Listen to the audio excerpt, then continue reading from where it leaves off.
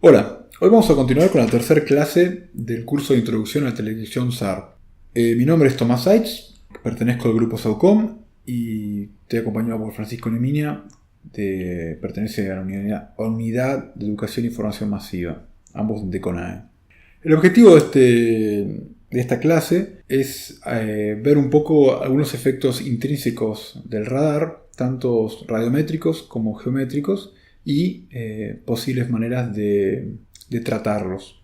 Bueno, para entender un poco el primer efecto, es importante retomar un poco lo que hablábamos en las clases anteriores. Es un poco qué ve el radar, qué digitaliza el radar. Nosotros dijimos la vez pasada que el radar digitaliza amplitudes y tiempos.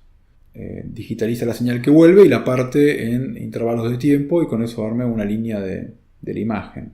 Dentro de esta amplitud, o mejor dicho, no solamente guarda la amplitud, sino que también está guardando la fase con la que llega la señal.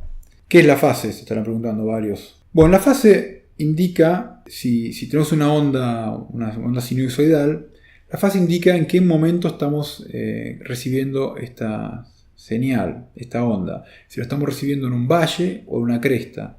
Si pensamos al seno como valles y crestas, ¿no?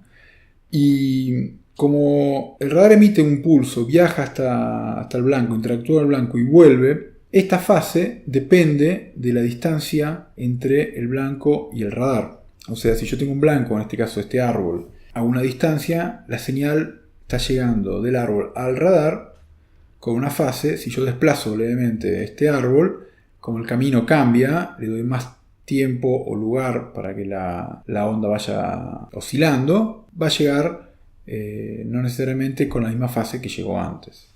Ahora, ¿qué pasa si dentro de un píxel de la imagen hay dos blancos? Bueno, el píxel tiene un solo valor de amplitud y fase.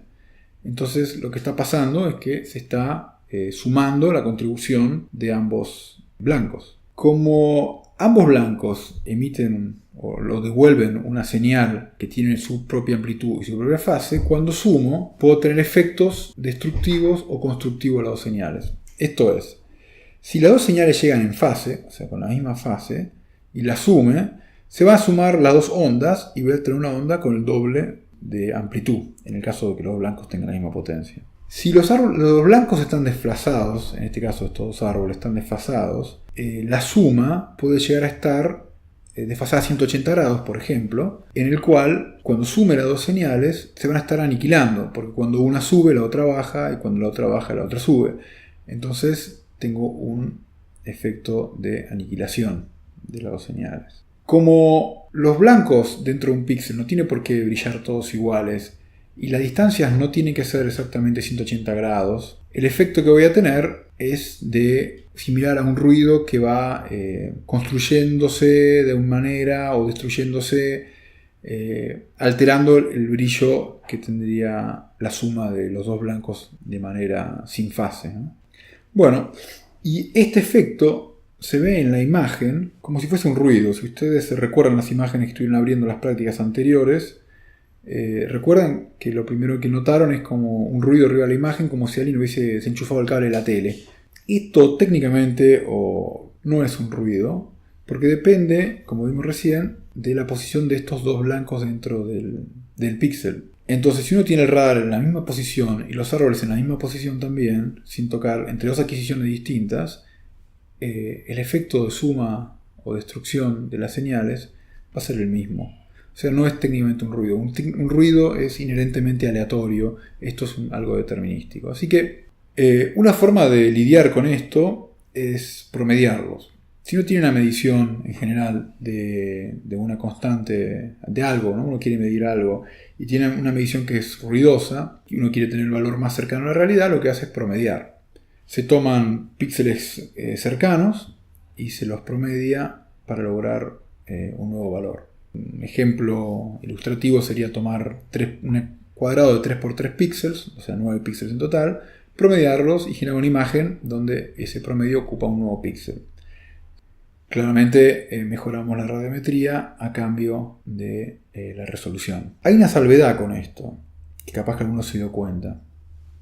Si uno agarra las imágenes, los píxeles en amplitud y fase y los promedia, al final de vuelta en el promedio no está sumando elementos, está sumando otra vez fases y vuelve a tener el mismo efecto de speckle.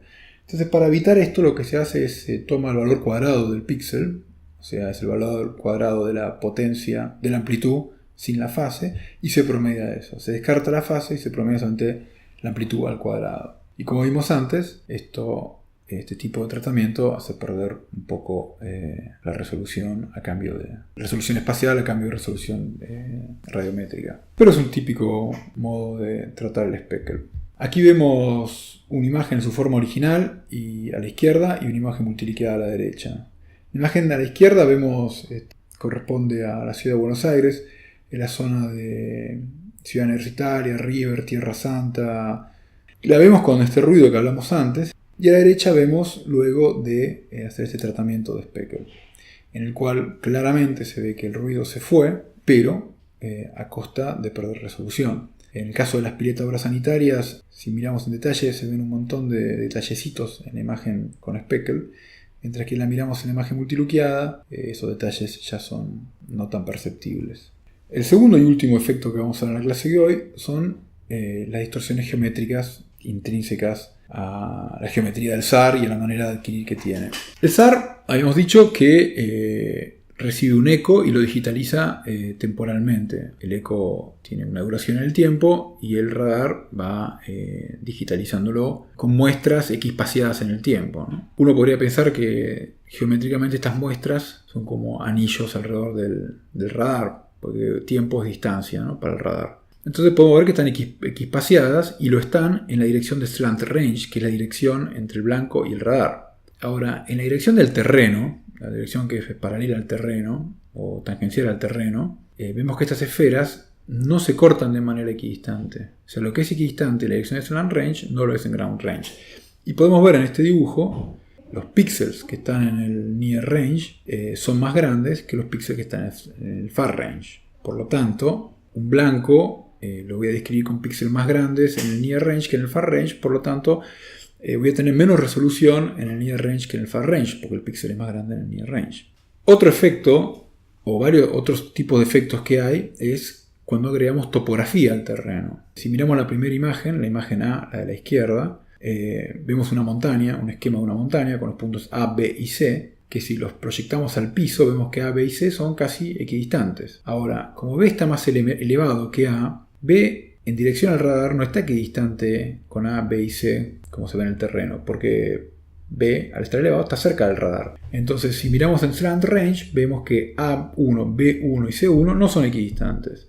Vemos que A1 y B1 se comprimen. Este efecto se llama foreshortening, donde la ladera que está orientada al radar se comprime y tengo menos píxeles para describir toda esa ladera. En la imagen B vemos el mismo efecto, un poco más aumentado, en el cual la ladera de la montaña es suficientemente alta respecto a la base como para llegar antes que la base. Entonces lo que está pasando es que la señal que viene del pico de la montaña, quiero decir, vuelve al radar antes que la de la ladera, que la base de la montaña. Entonces se invierte. Si miramos en la dirección de slant range, vemos que B', A' y C', vemos que B' llega antes que A'.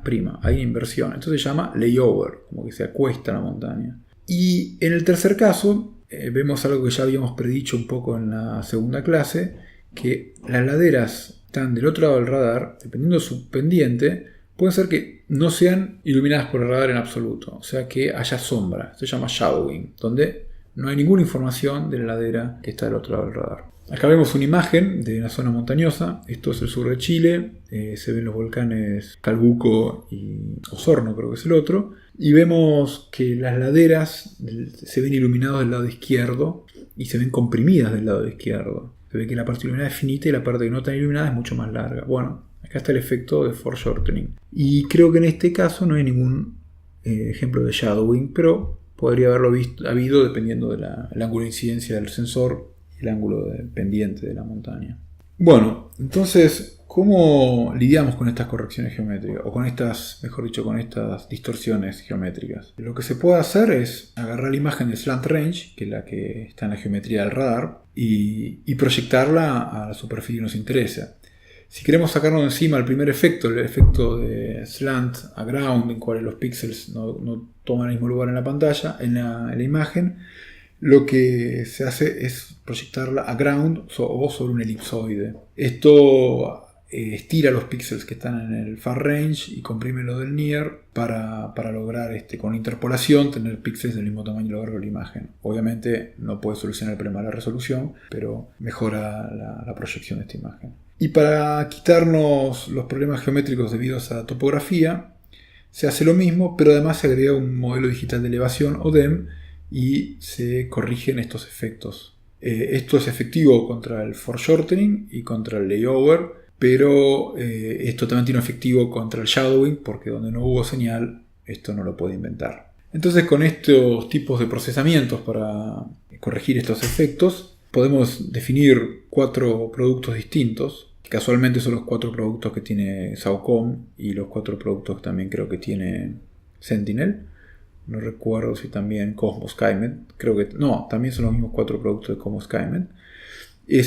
Los productos son L1A, L1 significa level 1 o nivel 1, L1A, L1B, L1C y L1C. L1A es la imagen en geometría radar, es la imagen compleja, o sea, módulo y fase en geometría radar. La imagen más cruda de la nivel 1, de la cual parten las otras de mayor nivel. La L1B es la imagen ya proyectada al suelo, donde los píxeles ahora tienen un tamaño equidistante en el suelo, con algún tipo de multilook típicamente para que la resolución en rango y en azimut sea similar. L1C es la imagen ya proyectada al suelo en coordenadas de mapa, geocodificada, orientada al norte, donde en práctica para venir allá en un GIS. Y el E1D es igual a E1C, solo que en vez de proyectarla sobre un elipsoide, se proyecta sobre un DEM, en el cual se corrigen también los efectos de formaciones por la topografía. Dependiendo qué tipo de aplicaciones quiere efectuar cada uno, debería elegir el nivel que le interesa. Típicamente el L1A, al tener información de fase, se usa para interferometría, técnica que no veremos en este curso, técnica bastante más avanzada.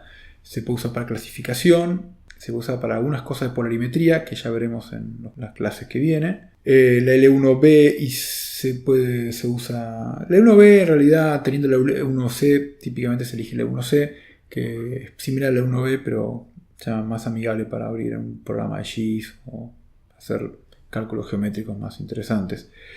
Y la L1D es parecida a la C, bueno, pero como se agrega un DEM externo, a veces el DEM puede estar metiendo artefactos en imagen, razón por la cual uno podría querer volver al L1C.